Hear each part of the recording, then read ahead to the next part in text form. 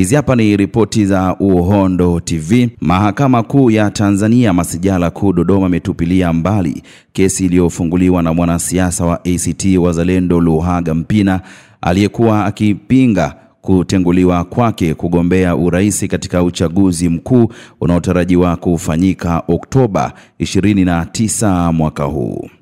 Uamuzi huo umetolewa leo Oktoba 15 mwaka 2025 mbele ya jopo la majaji watatu likiongozwa na Jaji Frederick Mayanda, wakisaidiwa na majaji Sylvester Kainda na Abdalla Ngozi kwa njia ya mtandao.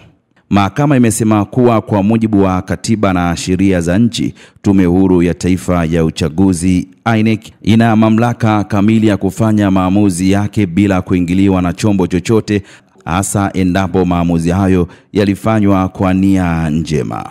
Katika kesi hiyo, Mpina na chama chake cha ACT Wazalendo walikuwa wakidai kuwa tume haikufuata taratibu za kisheria wakati wa kuwaengua kwenye orodha ya wagombea urais, wakisisitiza kuwa walitimiza vigezo vyote vya kikatiba na kwamba hatua hiyo ilikiuka haki zao za msingi za kushiriki uchaguzi. Hata hivyo, mahakama imebainisha kuwa tume ilifuata utaratibu uliowekwa na sheria, hivyo kutupilia mbali madai yote. Kwa uamuzi huo, Mpina hatakuwa miongoni mwa wagombea wa nafasi ya urais katika uchaguzi huo.